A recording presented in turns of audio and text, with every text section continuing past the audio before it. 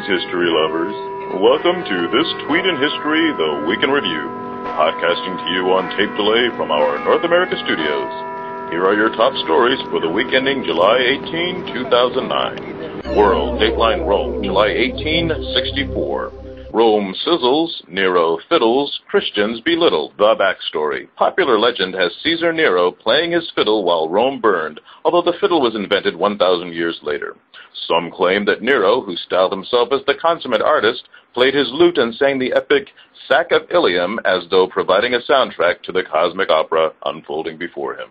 There were also rumors that Nero was behind the fire, as it opened the door for him to have Rome rebuilt in marbled grandeur, befitting his eminence. Whatever the truth was, Nero needed a scapegoat, and he found one in the relatively new Christian sect, whose members he persecuted mercilessly, nailing them to crosses, throwing them to the dogs, and even setting them ablaze for use as streetlights. Sports, DATELINE Rio, July 16, 1950. It takes a village to help underdog Uruguay raise the cup.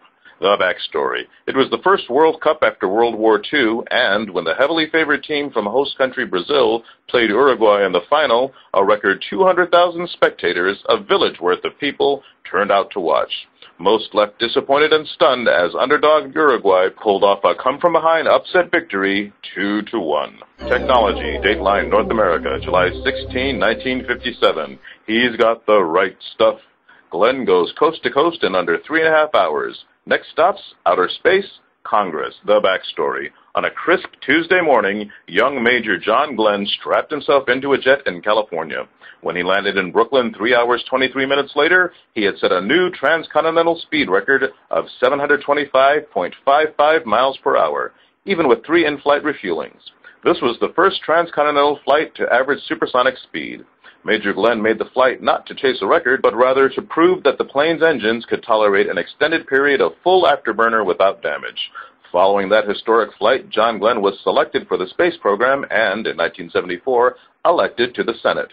In 1998, Glenn, who 36 years earlier was the first American to orbit the Earth, returned to space aboard the shuttle Discovery. This week's birthdays: July 12th, architect Buckminster Fuller. July 13th, professor and puzzle designer Erno Rubik. July 14th, folk singer Woody Guthrie. July 15th, artist Rembrandt von Rijn. July 16th, popular explorer Roald Amundsen. July 17th, royal squeeze Camilla Parker Bowes. And July 18th, astronaut and senator John Glenn. Thank you for joining us for This Tweet in History, the Week in Review. Be sure to follow us on twitter.com/HistorTweet and check out our archives at HistorTweet.blogspot.com.